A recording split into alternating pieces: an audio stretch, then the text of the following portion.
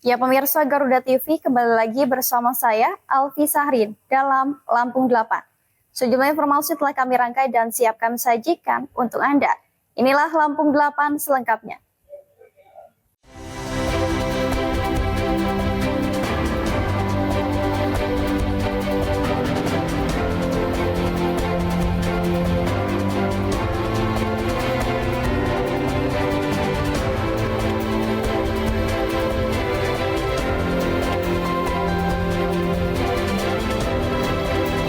Ribu hektar sawah di Lamsel terancam kekeringan. Panen PMAAS capai 11 ton per hektar. Lampung perkuat swasembada pangan. Pemkab hadirkan lagi akses ke Pulau Jawa. Rute Damri Kalianda Jakarta kembali terhubung 21 Agustus. Polri salurkan air bersih pelosok desa pada musim kemarau panjang.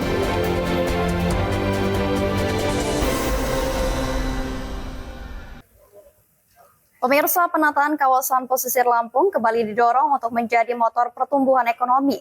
Gagasan Waterfront City yang sempat terhenti selama belasan tahun, kini kembali dihidupkan melalui seminar nasional yang mempertemukan akademisi, praktisi, serta pemerhati lingkungan. Seminar nasional bertajuk Menata Pesisir, Wujudkan Waterfront City untuk Lampung Maju digelar di Bandar Lampung, Kamis 20 Agustus 2026. Kegiatan ini menjadi forum untuk membahas potensi serta penataan kawasan pesisir Lampung yang dinilai memiliki potensi besar untuk mendorong pariwisata dan pertumbuhan ekonomi daerah. Sejumlah akademisi, praktisi, dan pemerhati lingkungan turut hadir sebagai narasumber. Di antaranya, Ketua DPW Lampung IKA UII M. Taufiqillah, Dodi Deynanda selaku founder dan Director Candy Planning and Design, Widiarto dari Sungai Budi Group, Petrus Navalian selaku Kaprodi Sarjana Perencanaan Wilayah dan Kota ITB, serta Abdul Malik, akademisi dan narasumber ahli penataan ruang pesisir. Ketua DPW Lampung IKA UII yang juga Kepala Dinas Bina Marga dan Bina Konstruksi Lampung, M. Taufiqullah, menyebut kegiatan ini masih berada pada tahap perencanaan. Menurutnya, Waterfront City bukan gagasan baru, karena rencana penataan pesisir ini sudah pernah digulirkan sekitar 15 hingga 20 tahun lalu, namun sempat terhenti. Waterfront City kan pernah perencanaannya dulu 15-20 tahun yang lalu pernah dihidupkan, terus mati suri kita hidupkan lagi karena ke depan kita punya potensi alam yang bagus. Sayang kalau nggak dimanfaatkan dengan baik seperti itu. Nah, perlu penataan ruang yang lebih kompleks, lebih baik lagi. Nah, hari ini kita bicara tentang itu. Nah, ke depan kalau misalkan dari pembicaraan ini hasilnya nanti kita buat rekomendasi ke pemerintah baik provinsi maupun kota harusnya seperti apa daerah untuk waterfront City. Kira-kira Taufiqullah menyebut gagasan ini kembali dihidupkan karena Lampung memiliki potensi pesisir dan keindahan alam yang besar. Potensi tersebut dinilai sayang jika tidak ditata dan dimanfaatkan secara optimal. Gubernur juga mendorong agar penataan pesisir tidak hanya berhenti pada gagasan, melainkan dapat diwujudkan menjadi program yang memberikan dampak bagi masyarakat dan perekonomian Lampung. Wali Kota Bandar Lampung Eva Dwiana menyatakan, kesiapan pemerintah kota juga berkolaborasi dalam penataan kawasan pesisir. Pemerintah Kota Bandar Lampung menyebut, sejumlah kawasan pesisir kota akan terus dibenahi, mulai dari infrastruktur dasar, drainase, akses jalan, hingga sarana air bersih. Taufiqullah berharap seminar ini tidak berhenti sebagai forum diskusi, namun dapat dilanjutkan dengan perencanaan yang matang hingga realisasi penataan kawasan pesisir. Penataan pesisir ini diharapkan dapat menjadi langkah awal mewujudkan Waterfront City, sekaligus memanfaatkan potensi alam Lampung untuk mendorong pariwisata dan pertumbuhan ekonomi. Dari Bandar Lampung, Denny Mora, Garuda TV, melaporkan. Ya pemirsa, jalan kabupaten yang rusak parah menjadi keluhan utama warga saat reses anggota DPRD Provinsi Lampung. Pemerintah pusat diminta ikut turun tangan agar perbaikan jalan tak terus terkendala keterbatasan anggaran daerah. Kondisi jalan kabupaten yang rusak parah menjadi salah satu aspirasi yang banyak disampaikan warga dalam kegiatan reses anggota Komisi 2 DPRD Provinsi Lampung, Mikdad Ilyas. Warga mengeluhkan jalan menuju perkebunan dan pertanian, khususnya di Lampung Utara dan Waikana. Kondisinya dinilai sudah tak layak dilalui, dengan lubang dalam yang membuat kendaraan kesulitan melintas. Mikdar menyebut keterbatasan anggaran kabupaten menjadi salah satu kendala utama. Karena itu, penanganan jalan dinilai membutuhkan keterlibatan pemerintah kabupaten, provinsi, hingga pusat. Mikdar mendorong pemerintah pusat mengambil alih sebagian penanganan jalan kabupaten, sekitar 20 hingga 30%. Menurutnya, langkah ini bisa menjadi terobosan untuk mempercepat perbaikan jalan yang selama ini terkendala anggaran. Ia menilai jalan nasional di Lampung sudah relatif baik, sementara jalan provinsi disebut sudah mendekati 80% dalam kondisi mantap. Sebaliknya, kondisi jalan kabupaten masih banyak yang memprihatinkan. Tak hanya jalan kabupaten, warga juga meminta perhatian terhadap jalan lingkungan dan jalan pertanian. Pemerintah pusat diharapkan turut menggelontorkan anggaran agar akses warga dan aktivitas pertanian tidak terganggu. Kalau ini diserahkan lagi, sekali lagi saya sampai serahkan selamanya dengan kabupaten, itu ada jalan di kampung saya, di depan rumah saya, ya di Sungai Barat itu, di Lampung Utara itu, sudah 20 tahun yang lalu diperbaiki. 27 tahun yang lalu, bayangkan. Jalan di kabupaten, memang tanah memang kondisi tanah yang memang tanahnya memang tanah subur, cepat benar memang hancurnya.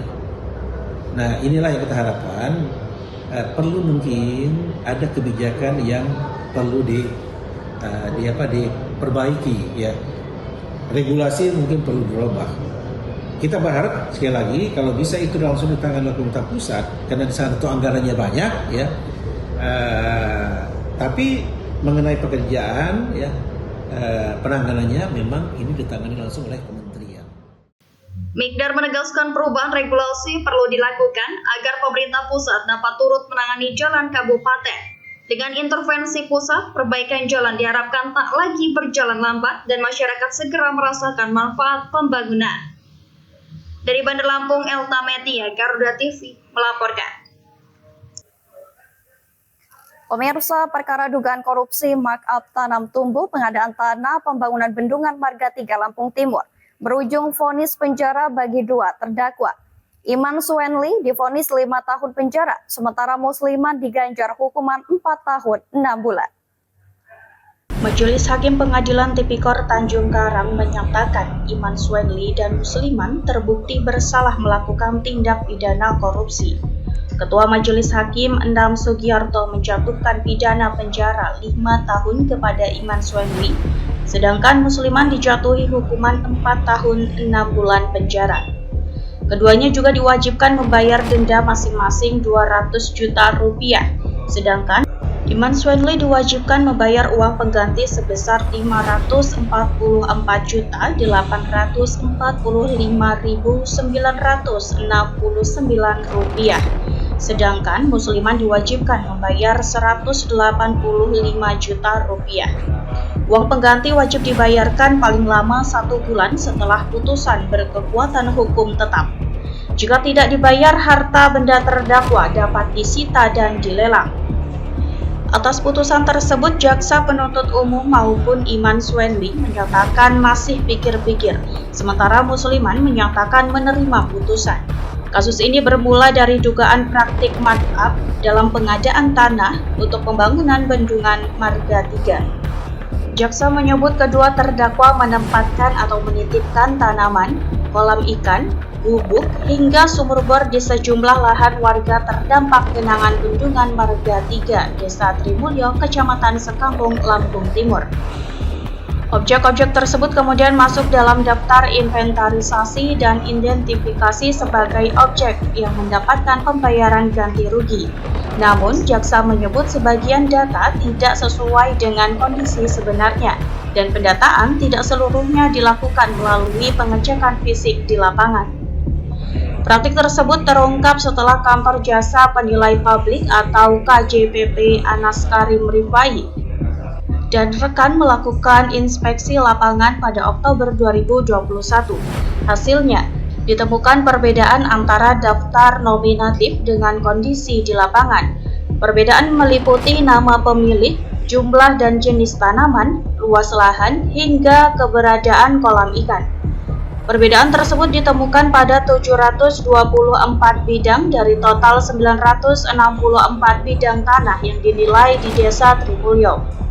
Dalam perkara yang didakwakan kepada Iman Zuenli dan Musliman, jaksa menyebut kerugian negara mencapai 1,317 miliar. Dari Bandar Lampung, Hermawan Kanujaya, Garuda TV melaporkan. Pemirsa, Polri mengajak masyarakat bijak dalam menggunakan media sosial. Upaya ini dinilai penting untuk mencegah penyebaran hoaks, disinformasi, serta ujaran kebencian yang dapat mengganggu keamanan dan ketertiban masyarakat. Pesan tersebut disampaikan dalam kegiatan Focus Group Discussion dengan tema mitigasi hoaks dan ujaran kebencian di media sosial, guna mewujudkan Kamtimas yang kondusif di Provinsi Lampung pada Kamis 20 Agustus 2026. Di era digital, media sosial menjadi salah satu sarana utama masyarakat dalam menerima dan menyebarkan informasi. Namun, ruang digital juga rentan dimanfaatkan untuk menyebarkan informasi palsu, provokasi, fitnah, dan ujaran kebencian. Kondisi tersebut dinilai dapat memicu keresahan, memecah belah masyarakat, bahkan berujung pada konflik sosial. Polri menegaskan penanganan ancaman cyber tidak hanya dilakukan melalui penegakan hukum, namun juga dengan patroli cyber, edukasi masyarakat, peningkatan kompetensi personil, serta pemanfaatan teknologi digital forensik. Sinergi dengan pemerintah, instansi terkait, platform digital, hingga lembaga cyber juga terus diperkuat, mengingat kejahatan cyber tidak mengenal batas wilayah.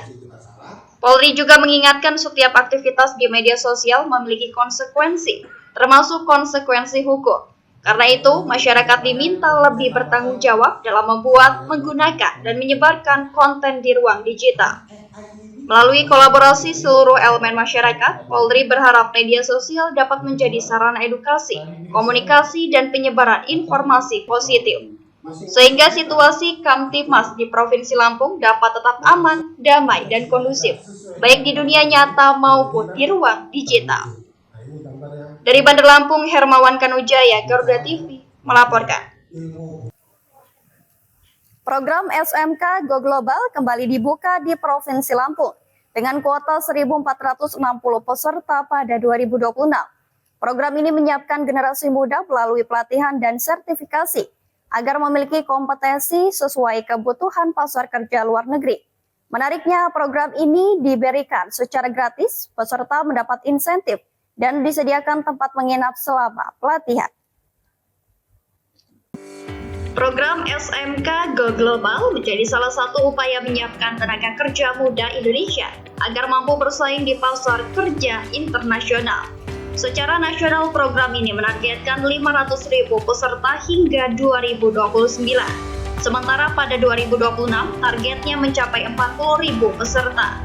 Untuk Provinsi Lampung, kuota yang ditetapkan mencapai 1.460 peserta yang tersebar dalam sejumlah sektor pelatihan. Kepala BP3MI Lampung, Kombes Pol Mulyan Nugraha, menyebut program ini tidak hanya menyasar siswa SMK. Sebanyak 75% peserta berasal dari SMK, sementara 25% lainnya terbuka bagi peserta umum. Pelatihan yang diberikan mencakup sektor pertanian, hospitality, pengelasan, caregiver, serta manufaktur. Program ini juga memberikan kemudahan bagi peserta karena pelatihan diberikan secara gratis. Peserta juga mendapatkan insentif, serta disediakan tempat menginap selama mengikuti pelatihan. Baik, jadi sebetulnya kegiatan SMK Go Global ini ada beberapa sektor pelatihan yang akan diberikan, dari mulai sektor kesehatan, hospitality, manufaktur, kemudian transportasi, agriculture, kemudian konstruksi, dan seabase. Namun untuk di Lampung sendiri kita ada 3 yang akan kita lakukan, yaitu untuk agriculture and plantation, kemudian hospitality dan caregiver. Itu yang dilatihkan di Lampung. Lulusan program nantinya diarahkan untuk memenuhi kebutuhan tenaga kerja di sejumlah negara, mulai dari Malaysia, Jepang, Taiwan, Korea Selatan, kawasan Timur Tengah, hingga Eropa. Peserta yang telah mengikuti pelatihan tidak serta-merta langsung diberangkatkan bekerja ke luar negeri. Masih ada sejumlah tahapan yang harus dilalui, mulai dari sertifikasi, uji kompetensi bahasa, pemeriksaan kesehatan dan psikologi, hingga pemenuhan dokumen keberangkatan. Proses tersebut juga mencakup seleksi, pelatihan, sertifikasi, job matching, pengelolaan dokumen, hingga orientasi pra-pemberangkatan. Kemudian kelengkapan dokumen seperti visa kerja, kemudian perjanjian kerja, hingga orientasi pra-pemberangkatan atau OPP sebelum keberangkatan. Nah ini SMK Go Global ini tidak berhenti pada pelatihan program yang dirancang sebagai rangkaian pemetaan kebutuhan tenaga kerja saja, tapi penjaringan, kemudian seleksi, pelatihan, sertifikasi, kemudian job matching, serta pemenuhan dokumen dan penempatan. BP3MI Lampung menegaskan, program SMK Go Global tidak semata-mata mengejar jumlah peserta, melainkan menyiapkan tenaga kerja muda dari Lampung yang kompeten, siap kerja, dan dapat ditempatkan secara resmi di luar negeri. Ini tentunya juga sejalan dengan tujuan nasional SMK Go Global, yaitu menyiapkan lulusan agar memiliki kompetensi sesuai pasar kerja luar negeri, serta mendorong meningkatkan PNI yang kompeten, prosedural, dan mendapatkan perlindungan tentunya. Dari Bandar Lampung, Denny Mora, Garuda TV melaporkan.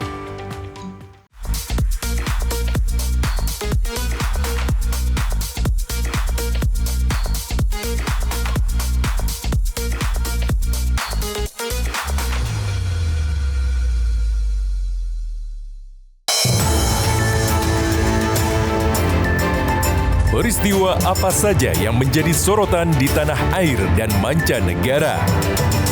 Saya Tisa Noveni, inilah laporan 8 update. Kita lihat nanti ya diumumkannya sebagai apa. Memang sudah ada pembicaraan sudah ada. Bersama fakta yang aktual, menghadirkan informasi terkini untuk Anda. Laporan 8 update setiap hari pukul 3 sore, hanya di Garuda TV.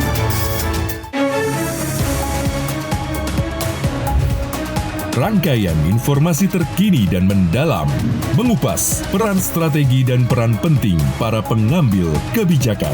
Ini seluruh SPPG khususnya di Magetan membeli langsung ke peternak. Menghadirkan fakta, bukan wacana, dalam Kabinet Merah Putih.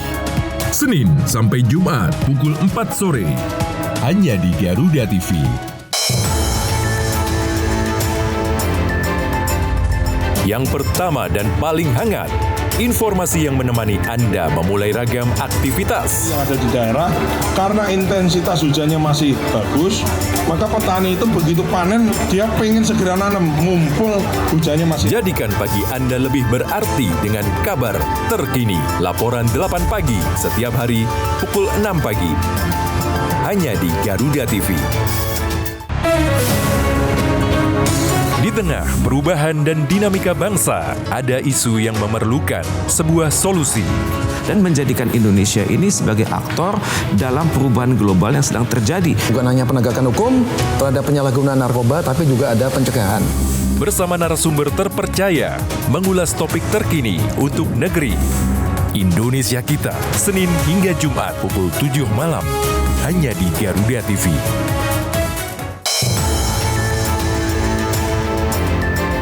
Perkembangan informasi paling aktual. Anak kecil teriak-teriak kebakaran, saya tengok terusan pintunya. Peristiwa yang terjadi setiap saat disajikan untuk Anda. Lingkungan hidup ini, maka saya yakin dan aparat di Kementerian Lingkungan Hidup akan bisa. Laporan 8 siang, setiap hari pukul 12 siang, hanya di Garuda TV.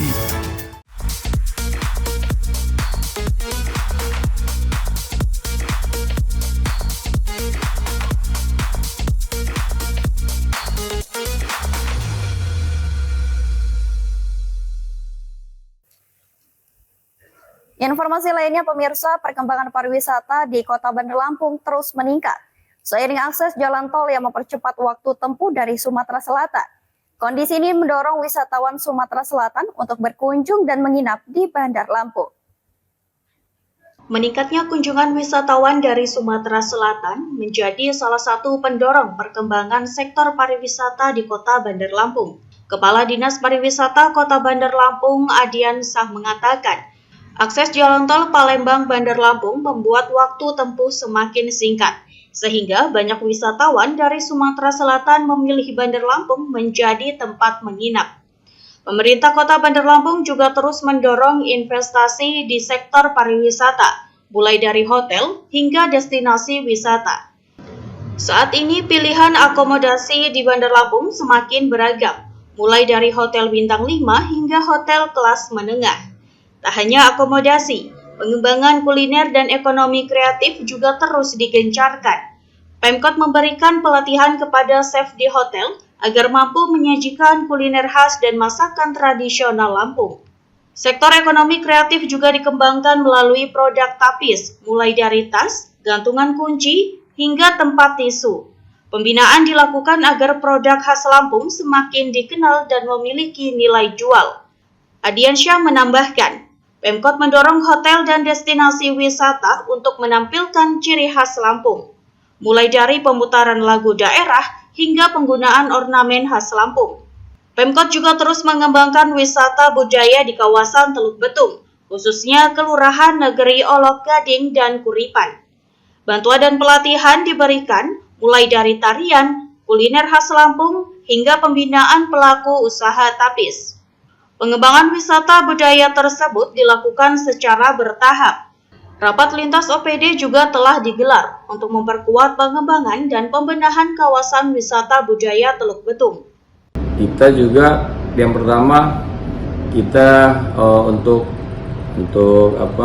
mereka akomodasi seperti hotel ya. Di pemerintah kota sendiri kan memang Wali Kota Bandar Lampung memudahkan terhadap investor yang akan membangun dari sektor pariwisata, ya, seperti hotel, destinasi wisata. Nah, jadi hotel-hotel di Bandar Lampung sudah sangat banyak, dari yang bintang 5 ya sampai yang biasa. Gitu. Pemkot Bandar Lampung terus mendorong penguatan sektor pariwisata dengan memperbanyak investasi, mengembangkan kuliner dan ekonomi kreatif, serta menonjolkan ciri khas Lampung. Langkah ini diharapkan semakin menarik wisatawan dan menggerakkan perekonomian daerah. Dari Bandar Lampung, Elta Metia, Garuda TV, melaporkan. Pemirsa, aksi sadis begal motor bersenjata api terjadi di Abung Kunang, Kabupaten Lampung Utara.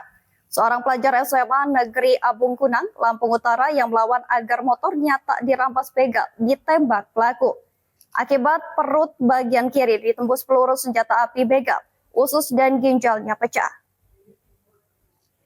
Aldi, 17 tahun, pelajar SMA Negeri 1 Waikunang, Kecamatan Agung Barat, Lampung Utara, jadi korban aksi begal bersenjata api.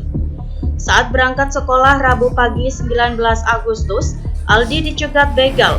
Selain motornya dirampas, Aldi juga dilukai dengan ditembak perutnya bagian kiri. Korban ditemukan sekitar pukul 7.15 waktu Indonesia Barat di pinggir jalan dengan keadaan tak sadarkan diri. Oleh warga langsung dilarikan ke Rumah Sakit Handayani untuk mendapatkan perawatan. Aldi ternyata harus dioperasi karena usus dan ginjalnya pecah terkena peluru dari tembakan pelaku. Peristiwa pembegalan sadis itu terjadi setelah Aldi berangkat dari rumahnya menuju sekolah sampai di Dusun Pagar Dewa. Tiba-tiba korban dihadang dan dilempari batu pelaku yang membuat korban harus berhenti. Begitu berhenti, pelaku langsung menyerang merampas kunci motor. Namun, korban terus berusaha membela diri dan mencegah agar motornya tak dibawa lari begal. Perlawanan Aldi ternyata membuat pelaku kalap dan memukul kedua pelipis dengan senjata api.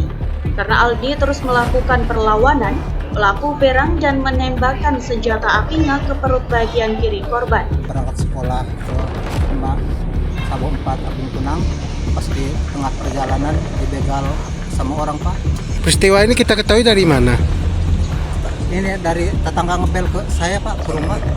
Pas saya pulang ngantar anak sekolah SD, datang ke rumah ada yang ngepel, katanya anak bapak ditembak kebegalan di Simpang Limus. Yang lukanya luka tembakan di perut ini tembus ke belakang Pak. Terus setelah tergeletak di bawah, anak saya dipukul dua-duanya alisnya Pak, pakai ujung pistolnya itu tadi. Sampai bengkak deh Pak. Saat ini nunggu operasi Pak, soalnya usus sama ginjalnya pecah nih Pak, kena peluru. Harapannya Pak, semoga pelakunya cepat ditangkap lah Pak. Soalnya sangat meresahkan benar ini Pak. Syahrudin mengaku mengetahui peristiwa tersebut dari tetangga yang menelponnya, memberi kabar bahwa anaknya menjadi korban penembakan pelaku begal dan dilarikan ke rumah sakit. Ia berharap pihak kepolisian segera menangkap pelaku begal tersebut yang telah membuat masyarakat resah. Dari Lampung Utara, M. Fikri dan Fazar, Garuda TV melaporkan. Di sisi lain pemirsa, kabar baik bagi masyarakat Lampung Selatan yang membutuhkan akses transportasi langsung menuju Jakarta. Rute Damri Kalianda Jakarta via lintas Sumatera kembali beroperasi mulai 21 Agustus 2026 dengan tarif perjalanan mulai dari Rp215.000. Layanan transportasi darat tersebut menjadi alternatif bagi masyarakat yang hendak berpergian dari Lampung menuju sejumlah wilayah di Banten, Tangerang, hingga Jakarta.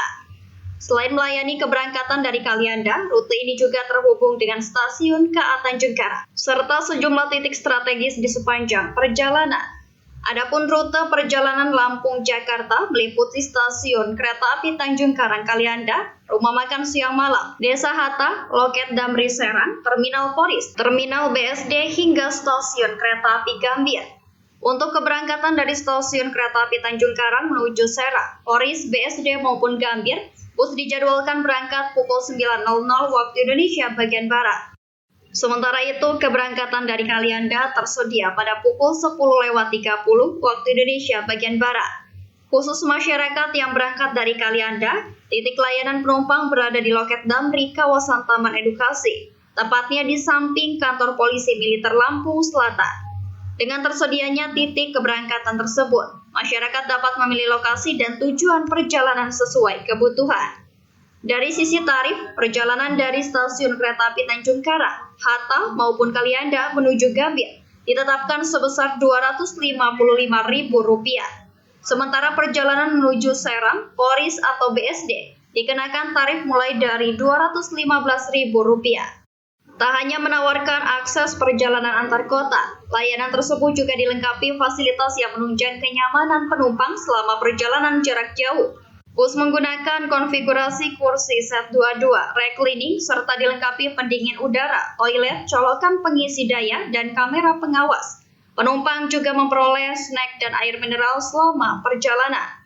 Fasilitas tersebut diharapkan dapat memberikan kenyamanan lebih bagi masyarakat yang menempuh perjalanan darat dari Lampung menuju wilayah Banten, Tangerang, dan Jakarta.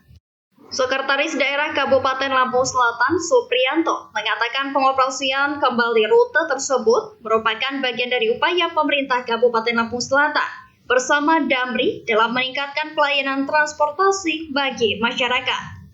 Menurutnya, kehadiran kembali layanan Damri dari Jakarta hingga Lampung melalui Kalianda memberikan pilihan transportasi darat yang lebih luas, khususnya bagi masyarakat Kabupaten Lampung Selatan. Supriyanto berharap kolaborasi antara pemerintah Kabupaten Lampung Selatan dan Damri tersebut dapat memberikan manfaat yang lebih luas bagi masyarakat. Selain memudahkan mobilitas, peningkatan konektivitas diharapkan ikut membuka peluang bagi pengembangan pariwisata dan aktivitas ekonomi daerah. Dari Lampung Selatan, Tim Liputan Garuda TV melaporkan. Ya pemirsa, program Relawan Bakti BUMN 2026 yang dipusatkan di Desa Bulog, Kecamatan Kalianda resmi berakhir setelah beberapa hari menghadirkan aksi sosial, pemberdayaan masyarakat hingga dukungan fasilitas untuk desa. Penutupan program ditandai dengan malam puncak program kolaborasi Relawan Bakti BUMN tahun 2026 di Lapangan Raja Baginda Desa Bulog, Rabu malam 19 Agustus 2026. Prosesi penutupan dilakukan Direktur Office of the Board PT Danantara Asset Management Persero Tony Adrianto serta turut dihadiri Direktur SDM dan Teknologi Informasi PT Perkebunan Nusantara atau PTPN 1 Siwi Pedi dan jajaran PTPN lainnya. Sekretaris Daerah Kabupaten Lampung Selatan Supriyanto menyampaikan apresiasi kepada Danantara Asset Management, PTPN, Injorni, seluruh keluarga besar BUMN, serta para relawan bakti BUMN yang telah memberikan kontribusi nyata bagi masyarakat Desa Bulog dan sekitarnya. Menurut Supriyanto, rangkaian kegiatan yang dimulai sejak 16 Agustus lalu tidak sekedar menghadirkan bantuan fisik, tetapi juga membangun kepedulian sosial dan memperkuat kapasitas masyarakat agar semakin mampu mengembangkan potensi desanya. Ia menilai dukungan pemberdayaan masyarakat dan peningkatan fasilitas yang diberikan BUMN menjadi momentum strategis bagi Kabupaten Lampung Selatan, khususnya dalam memperkuat sektor pariwisata. Hal itu sejalan dengan potensi kunjungan wisata di Lampung Selatan yang terus berkembang. Sepanjang tahun 2025, jumlah kunjungan wisatawan ke Kabupaten Lampung Selatan tercatat mencapai 1.647.716 orang. Karena itu, Supriyanto berpesan agar masyarakat Desa Bulog dapat menjaga dan merawat berbagai fasilitas yang telah diberikan, sekaligus menerapkan pengetahuan dan pengalaman yang diperoleh selama program berlangsung, sehingga manfaatnya dapat dirasakan dalam jangka panjang. Direktur SDM dan Teknologi Informasi PTPN 1 Siwi Pedi menyampaikan apresiasi atas antusiasme masyarakat selama mengikuti seluruh rangkaian program relawan bakti BUMN 2026. Salah satu momen yang mendapat perhatian adalah aksi pembentangan bendera merah putih sepanjang 81 meter di kawasan pantai. Kegiatan tersebut melibatkan 10 relawan bersama masyarakat sebagai bagian dari semangat memperingati hari ulang tahun ke-81 kemerdekaan Republik Indonesia. Siwi berharap semangat kolaborasi yang terbangun antara BUMN, relawan, pemerintah daerah, dan masyarakat dapat terus berlanjut pada momentum kemerdekaan di tahun-tahun mendatang. Rangkaian program Relawan Bakti BUMN 2026 kemudian ditutup dengan penyerahan bantuan komputer secara simbolis kepada pemerintah desa di Kecamatan Kalianda oleh para pejabat terkait. Penyerahan tersebut menjadi penanda berakhirnya rangkaian kegiatan, sekaligus menegaskan semangat kolaborasi untuk terus bergerak bersama dengan menjadikan Desa Bulog tidak hanya sebagai lokasi kegiatan, tetapi juga sebagai bagian dari upaya memperkuat pemberdayaan masyarakat dan potensi pariwisata Lampung Selatan. Dari Lampung Selatan, Tim Liputan Garuda TV melaporkan. Pemirsa, kemarau panjang yang sudah berjalan lebih dari 2 bulan membuat warga Kampung Labuhan Permai, Kecamatan Wai Serdang, Kabupaten Mesuji, Lampung, kesulitan mendapatkan air bersih. Kondisi kemarau ini mengakibatkan sumur galian warga mengering sehingga warga kesulitan mendapatkan air untuk kebutuhan MCK. Warga harus mencari air bersih hingga lebih dari 2 km. Pihak kepolisian Polres Mesuji Lampung membantu menyalurkan air bersih dengan membuat sumur bor bantuan Kapolri dan Kapolda Lampung di beberapa titik lokasi. Beginilah suasana ratusan warga Kampung Labuhan Permai, Kecamatan Wai Serdang, Mesuji Lampung, nampak antusias mendapatkan bantuan air bersih berupa sumur bor dari kepolisian Polres Mesuji. Bantuan sumur bor ini merupakan program Kapolri dan Kapolda Lampung yang tersebar pada beberapa titik lokasi yang warganya kesulitan mendapatkan air bersih dampak dari kemarau panjang. 3 bulan. 3 bulan ya? Iya. Terus untuk cari airnya kemana, Bu? Ya, masing-masing. Atau sumur udah habis semua. Sumur udah habis? Iya. Paling ke sungai ya? Ke sungai, ya sebagian ya nggak mau. Minta tetangga ya? Terus dengan adanya bantuan sumur bor dari Polri ini gimana tanggapannya, Bu? Ya kalau ya saya ya terima kasih. Atas bantuannya Pak Kapolri, Pak Kapolda. Pak Kapolda. Terima kasih, bermanfaat kita semua bermanfaat. Hampir mayoritas di sini sumurnya kering semua ya, Bu? Iya. Menurut warga, kemarau panjang itu mengakibatkan warga kesulitan mendapatkan air bersih dan harus berjalan 2 km untuk mendapatkan air bersih kondisi sumur mengering. Dalam rangka Hari Kemerdekaan Republik Indonesia ke-81, Polres Mesuji, Polda Lampung melaksanakan program Bapak Kapolri Jenderal Polisi Dr. Andes Listio Sigit Prabowo MSI, yaitu melaksanakan pembangunan sumur bor untuk warga yang kesulitan air bersih. Lokasi pembangunan sumur bor ini berada di Desa Labuhan Permai, Kecamatan Waiserdang, Kabupaten Mesuji. Pembangunan ini merupakan program dari Bapak Kapolri langsung yang juga atas inisiasi Bapak Kapolda Lampung, Irjen Pol Helvi Assegaf SIKMH. Menurut Kapolres, kemarau yang sudah lebih dari 2 bulan itu mengakibatkan beberapa titik lokasi desa kesulitan air bersih karena kondisi mayoritas sumur mengering. Upaya membuatkan sumur bor air bersih bisa membantu meringankan beban warga yang biasanya harus berjalan 2 km lebih mencari air bersih ke sungai untuk keperluan sehari-hari. Dari Mesuji, Lampung, Riono dan Akif, Garuda TV melaporkan.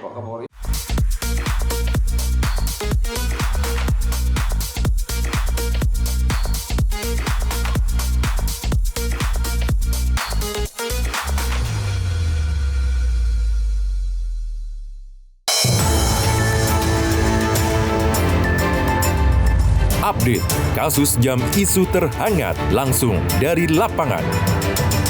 Nation Meeting, Co-Chairs Coordination Meeting, serta ASEAN European Union Senior Officials Preparatory Meeting. Dan saat ini tim Polsek Labatuh masih melakukan penyelidikan. Ikuti setiap perkembangan di laporan 8 petang.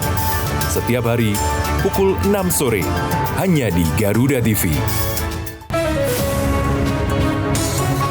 Intip aktivitas Presiden, pertemuan khusus, hingga kunjungan kenegaraan. Melihat lebih dekat, langkah penting menuju masa depan cerah untuk Indonesia maju. Tugas pemerintah yang saya pimpin, dan itu adalah tekad kami. Jadilah saksi setiap langkah strategis dalam Jendela Istana. Senin hingga Jumat pukul 5:30 sore, hanya di Garuda TV. Berbagai peristiwa penting terjadi sepanjang hari. Doakan semoga para korban bisa segera kita bawa ke rumah sakit. Berita faktual dan mendalam yang menjadi sorotan kami rangkum untuk menutup aktivitas Anda. Terus bertambah, tapi kita doakan semoga proses evakuasi bisa dapat selesai. Saksikan laporan 8 malam setiap hari pukul 10 malam hanya di Garuda TV.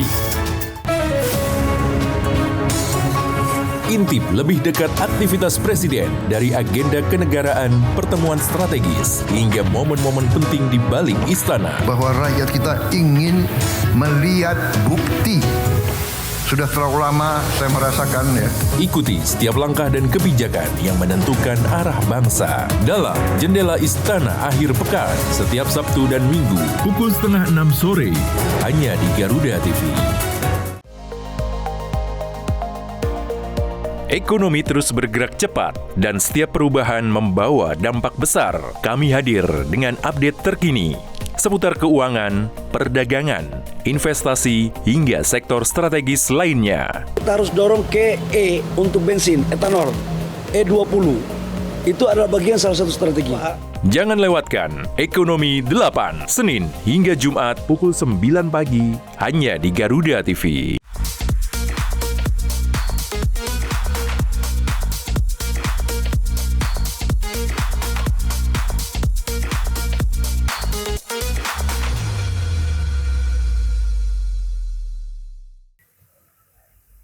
Ya pemirsa, ribuan warga memadati kawasan Lapangan Merdeka dan Taman Soekarno, Kota Agung, Kabupaten Tanggamus untuk menyaksikan karnaval budaya dalam rangka memperingati hari ulang tahun ke-81 kemerdekaan Republik Indonesia tingkat kecamatan atau Kota Agung.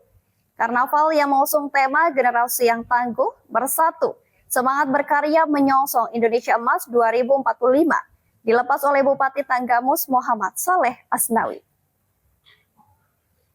Saya lepas turun dari SMP Kota Tahu. Iya, tepuk tangan semua. Suasana meriah terlihat di sepanjang jalur Karnaval Budaya Hari Ulang Tahun ke-81 Kemerdekaan Republik Indonesia di Kota Agung. Ribuan warga sejak pagi memadati sejumlah ruas jalan untuk menyaksikan berbagai kreasi peserta. Sebanyak 70 kelompok mengikuti karnaval, mulai dari PAUD, TK, SD, SMP, SMA, hingga masyarakat umum. Total peserta mencapai sekitar 3.000 orang. Pelaksanaan karnaval dibagi dalam 2 sesi. Peserta PAUD, TK, dan SD mengikuti pawai pada pagi hari hingga menjelang siang dan dilepas oleh Kepala Dinas Pendidikan Kabupaten Tanggamus. Sementara peserta SMP, SMA, dan masyarakat umum melanjutkan kemeriahan karnaval setelah sholat zuhur dan dilepas langsung oleh Bupati Tanggamus Muhammad Saleh Asnawi.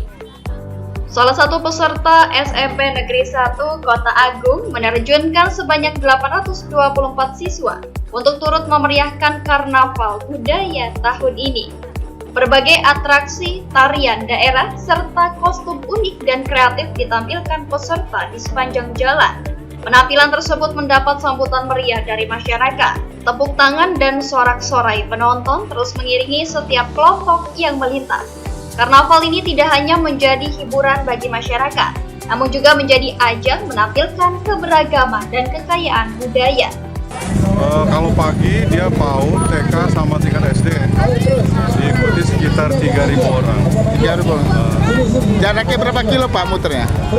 Kita perkirakan sekitar 1 kilo lah. 1 kilo ya Pak ya jaraknya? Itu dari PAUD ya Pak ya sampai ke SD aja Pak ya? PAUD ke SD, terus nanti kita siang ya. SMP, SMA, sama tingkat umum dan PEKON. Itu siangnya? Ya. Peserta karnaval tahun 2026 ini mencapai sekitar 3.000 peserta yang terbagi dalam 70 kelompok. Karnaval dibagi 2 sesi, pagi untuk tingkat PAUD, TK, dan SD, sesi ba'da zuhur untuk tingkat SMP, SMA, dan umum. Semangat kemerdekaan juga mendapat apresiasi dari anggota DPRD Tanggamus Reza Renata. Ia mengapresiasi kerja panitia yang dinilai berhasil menggelar karnaval tahun ini dengan lebih meriah dibandingkan tahun sebelumnya. Ia berharap ke depan partisipasi masyarakat dapat diperluas, tidak hanya dari tingkat kelurahan, tetapi juga melibatkan PEKON hingga dusun. Alhamdulillah acaranya sangat meriah dan apresiasi kepada ketua pelaksana jajaran panitia telah menyelesaikan acara ini sehingga acara kegiatan Hari Niput 81 Indonesia menjadi sangat meriah megah daripada hari-hari sebelumnya. Karnaval Budaya Hari Ulang Tahun ke-81 Kemerdekaan Republik Indonesia di Kota Agung berlangsung semarak. Berbagai kreasi peserta menjadi gambaran keberagaman, semangat persatuan, dan kecintaan terhadap budaya. Kegiatan ini juga sekaligus menjadi momentum memperkuat gotong royong, serta menumbuhkan semangat generasi muda untuk terus berkarya dalam menyongsong Indonesia Emas 2045. Dari Kota Agung, Tanggamus, Hardi, Garuda TV melaporkan. Ya, informasi lainnya pemirsa, bakal calon rektor Universitas Lampung periode 2027 hingga 2031 kembali bertambah.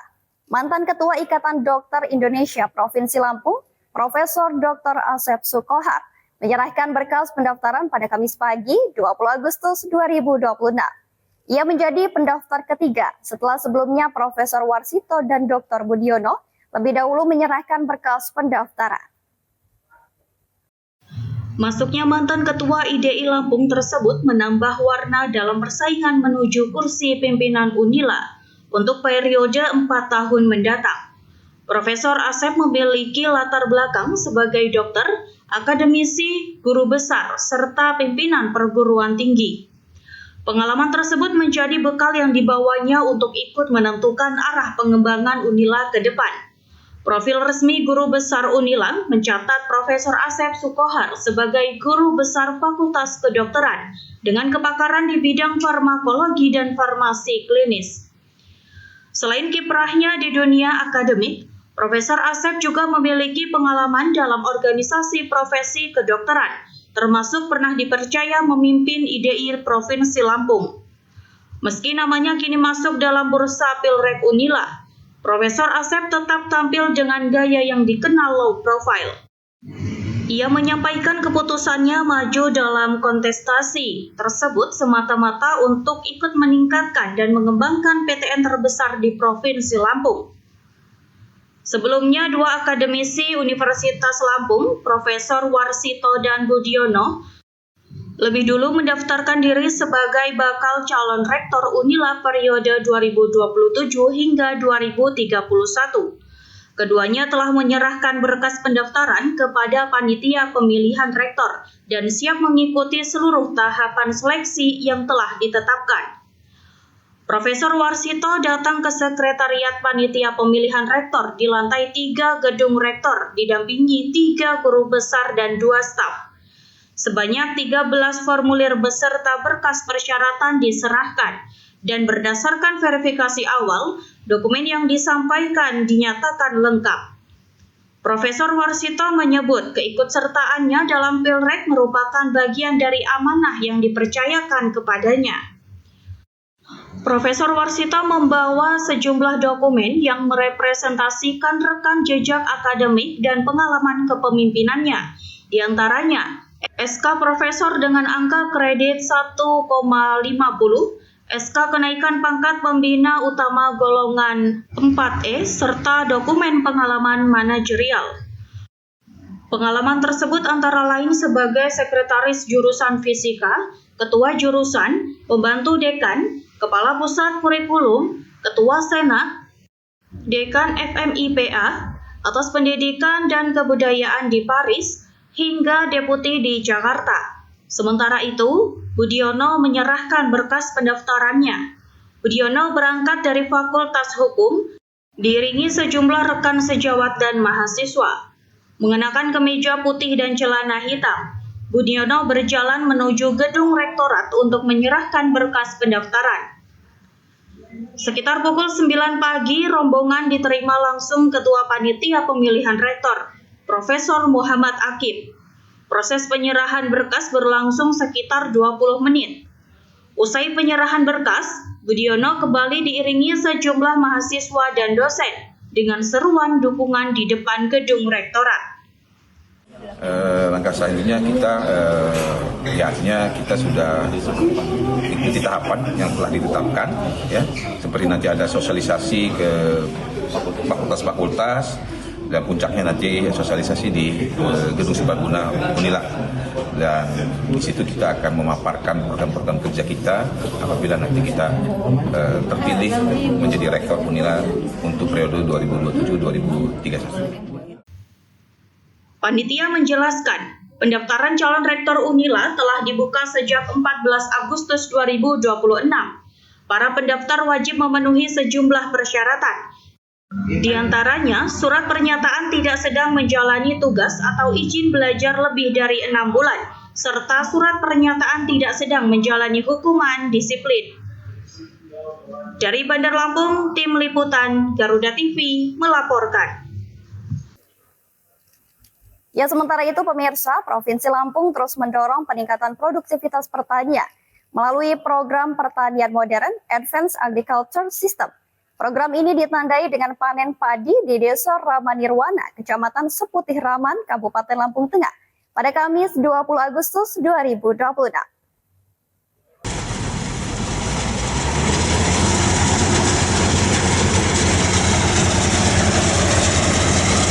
Panen tersebut menjadi salah satu upaya meningkatkan produktivitas padi. Dengan hasil panen dalam program PMAAS disebut mampu mencapai lebih dari 10 ton per hektar.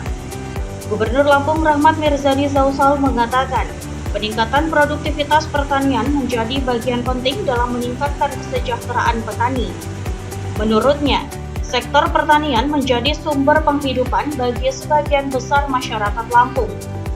Sehingga pemerintah harus hadir melalui kebijakan yang melindungi petani, mulai dari harga hasil panen, irigasi, hingga peningkatan produktivitas.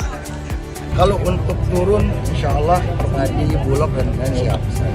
Kita sekarang lagi menjaga teman-teman petani ada keluhan karena gabah di Lampung habis. Untuk infrastruktur pertanian sendiri seperti apa, Pak Gubernur? Ya, infrastruktur pertanian ini kan lebih banyak di jalan desa, sesuai dengan kewenangan, tentu di kabupaten. Tapi kami juga paham situasi kabupaten. Kami sedang mencarikan mekanisme agar bagaimana supaya pemerintah Provinsi Lampung bisa mengintervensi sebesar ikut membangun jalan-jalan desa. Ini kita lagi cari, mudah-mudahan tahun depan kami sudah ikut hadir dalam bangun jalan desa. Oke?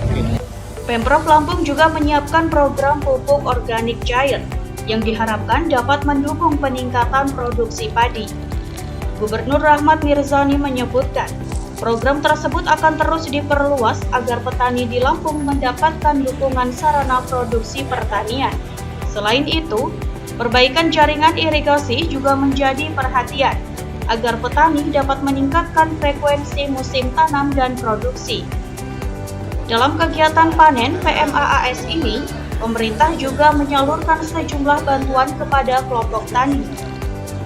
Bantuan tersebut meliputi 1 unit bahan dan alat pupuk hayati cair, 1 unit drone sprayer, 1 unit combine harvester, irigasi perpompaan, 500 kg pupuk organik, 500 kg benih padi, program listrik masuk sawah, serta penyuluh PMAAS. Untuk di Kabupaten Lampung Tengah dan dapat percontohan di Kampung Raman Nirwana, Kecamatan Sutraman, 100 hektar ya. Jadi ada pendampingan dari pusat ya, termasuk dari Pupuk Indonesia juga, termasuk juga dari seluruh ya. Dalam artian ini karena percontohan, rencananya untuk di Provinsi Lampung kan 35.000 hektar dan Lampung Tengah dapat 8.000 ya. Ini harapan kita, menjadi harapan petani Kabupaten Lampung Tengah juga ya bahwa dengan model pola yang terbaru ini itu penghasilannya sekitar hampir 11 ton ya. Harapan kita ini bisa naik 2 kali lipat. Tentunya ini untuk mencapai di situ ini akan perlu sebuah proyek dulu ya.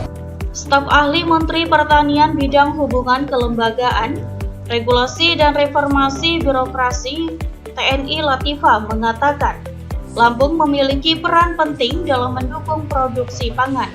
Lampung disebut masuk dalam 5 besar provinsi pendukung produksi pangan nasional, sehingga peningkatan produktivitas pertanian di Lampung menjadi bagian penting dalam menjaga ketahanan pangan. Tin Latifah menyebut, hasil panen PMAAS di sejumlah lokasi menunjukkan produktivitas yang menjanjikan.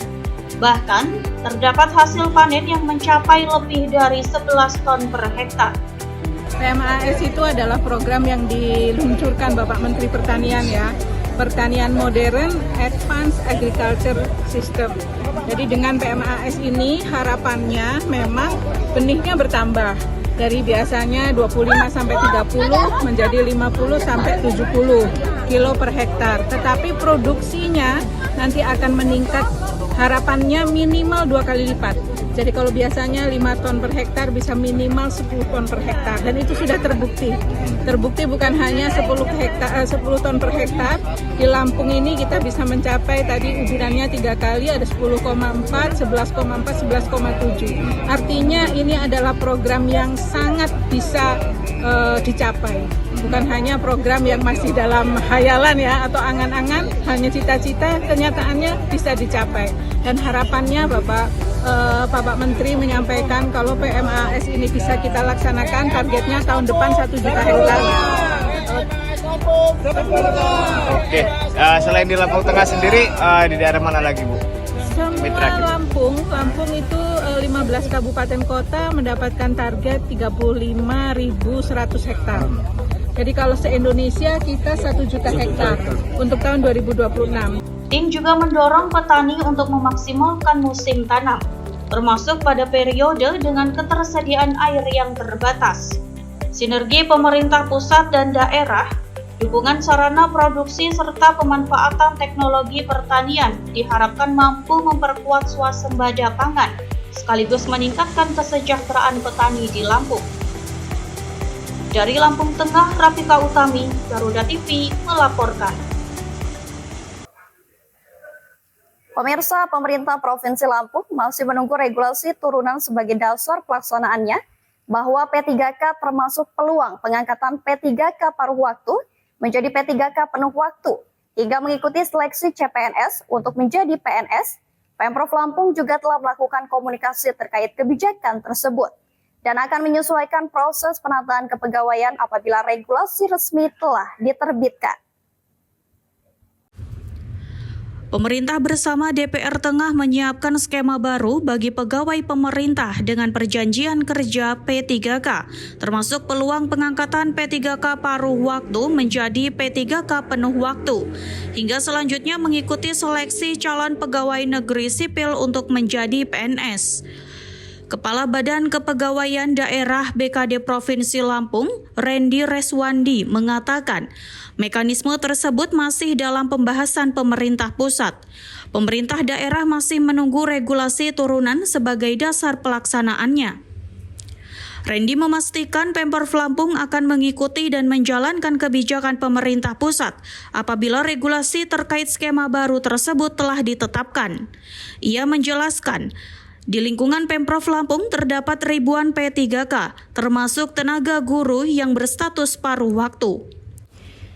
Disebutkan untuk yang paruh waktu 851 hingga total 13.632 orang P3K, sedangkan yang penuh waktu berjumlah 842 P3K guru. Terkait mekanisme penggajian P3K paruh waktu maupun kemungkinan perubahan skema pembiayaan setelah adanya kebijakan baru, Randy menyebut pihaknya masih menunggu ketentuan dari pemerintah pusat. Randy menegaskan, Pemprov Lampung siap mendukung kebijakan pemerintah pusat terkait penataan tenaga P3K. Selama ini, pembiayaan P3K di daerah masih menggunakan anggaran pendapatan dan belanja daerah APBD. Menurutnya, Pemprov Lampung juga telah melakukan komunikasi terkait kebijakan tersebut dan akan menyesuaikan proses penataan kepegawaian apabila regulasi resmi telah diterbitkan. Dari Bandar Lampung, Garuda TV melaporkan. Ya pemirsa, dalam rangka mendukung program ketahanan dan swasembada pangan nasional, PT PLN Persero Unit Induk Distribusi Lampung bekerja sama dengan Kementerian Pertanian menyalurkan program listrik masuk sawah kepada petani di Provinsi Lampung. Program listrik masuk sawah menjadi salah satu bentuk dukungan PLN terhadap sektor pertanian, khususnya dalam meningkatkan produktivitas dan efisiensi pengelolaan lahan pertanian.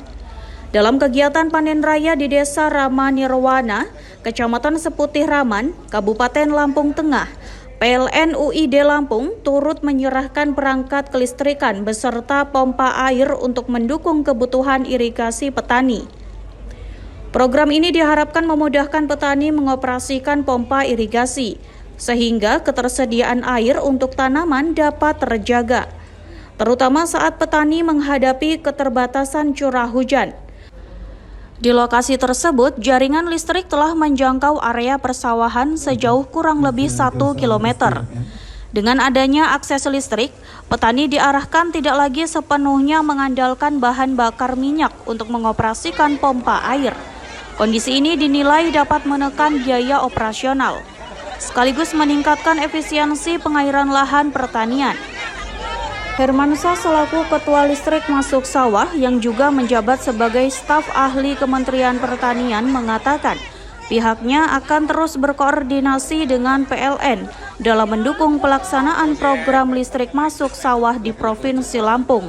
Jadi di sini ada program pemerintah dengan dukungan dari Pemda dan juga PLN juga terlibat dalamnya.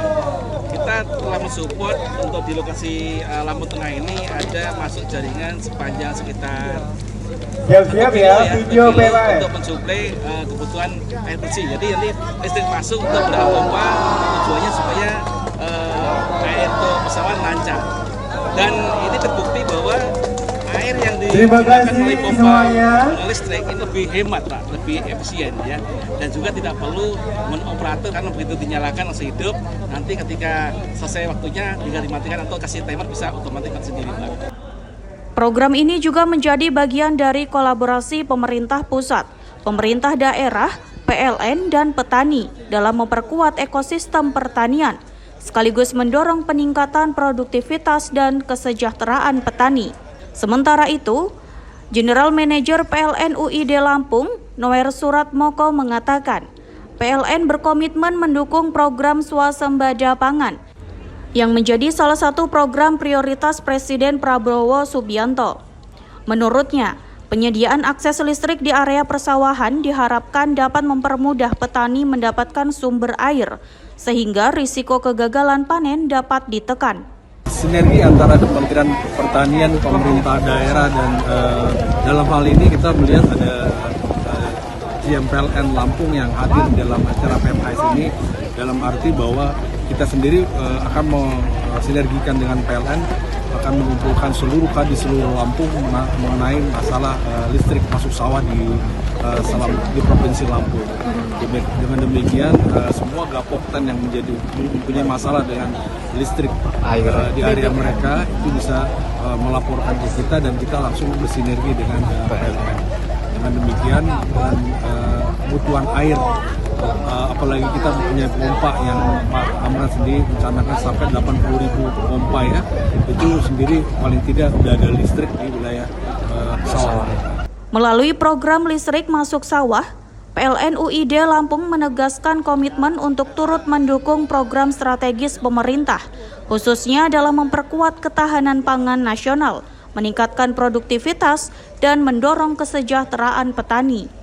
Dari Lampung Tengah, Rafika Utami, Garuda TV melaporkan. Pemirsa, sebanyak 8.000 hektar lahan pertanian di Lampung Selatan terancam kekurangan air akibat menipisnya cadangan air memasuki puncak kemarau 2026. Kondisi tersebut menjadi perhatian Balai Besar Wilayah Sungai BBWS Mesuji Sekampung karena sebagian lahan sudah terlanjur ditanami. Kepala BBWS Mesuji Sekampung, Elyor Koyari, mengatakan ancaman kekurangan air terjadi seiring menyusutnya cadangan di sejumlah waduk dan bendungan. Kondisi paling kritis saat ini berada di Bendungan Marga 3 dan Bendungan Jabung. Menurutnya, di Lampung Selatan sekitar 8.000 hektar yang terancam. Menurut Elroy, keterbatasan pasokan air membuat pengaturan pola tanam menjadi penting. Petani diminta menyesuaikan waktu tanam dengan kondisi debit agar tanaman tidak mengalami kekurangan air sebelum masa panen. Ia menjelaskan, sistem sumber air di Lampung saling terhubung secara kaskade, mulai dari Bendungan Batu Tegi, Bendungan Sekampung, Bendungan Marga 3 hingga Bendungan Jabung. Karena itu, pengelolaan air di setiap titik harus dilakukan secara terukur agar kebutuhan wilayah hilir tetap terpenuhi. Saat ini, muka air Bendungan Batu Tegi telah berada pada batas minimum yang harus dipertahankan untuk menjaga operasional bendungan. Di tengah kondisi tersebut, Bendungan Sekampung masih menjadi salah satu sumber utama untuk menopang kebutuhan irigasi. Namun, ketersediaan air di bendungan tersebut diperkirakan hanya mampu bertahan sekitar 1,5 bulan. Apabila tidak terjadi perubahan, berarti pada pasokan air. Keterbatasan tersebut membuat BBWS harus mencari cara untuk memenuhi kebutuhan lahan yang sudah ditanami. Salah satu opsi yang disiapkan adalah mengambil air dari sungai yang masih memiliki debit mencukupi, untuk kemudian dipompa menuju area pertanian. Namun, pengambilan air dari sungai juga tidak bisa dilakukan sembarangan. BBWS harus memperhitungkan neraca air agar upaya memenuhi kebutuhan pertanian tidak justru mengurangi pasokan bagi masyarakat dan lingkungan di bagian hilir. Selain pemanfaatan sungai, BBWS menyiapkan alternatif melalui sumur bor atau jaringan irigasi air tanah untuk membantu mengatasi keterbatasan sumber air permukaan. Sementara itu, kondisi Lampung Timur dinilai relatif lebih aman karena wilayah tersebut masih tercakup dalam sistem irigasi Jabung. Meski Bendungan Jabung berada dalam kondisi kritis, jaringan irigasinya masih menjadi bagian dari sistem pasokan untuk wilayah tersebut. Untuk menghindari bertambahnya lahan yang membutuhkan pasokan air saat kondisi semakin kering, BBWS mengimbau petani tidak melakukan penanaman baru dalam waktu dekat. BBWS menyarankan Penanaman berikutnya dilakukan sekitar akhir November hingga tetap mempertimbangkan perkembangan curah hujan dan ketersediaan air. Dari Bandar Lampung, tim Garuda TV melaporkan. Pemirsa, informasi tadi sekaligus menjadi penutup perjumpaan kita pada hari ini. Tetap saksikan Lampung 8 dimanapun Anda berada. Saya Alfisarin beserta jajaran bertugas pamit undur diri. Terima kasih dan sampai jumpa.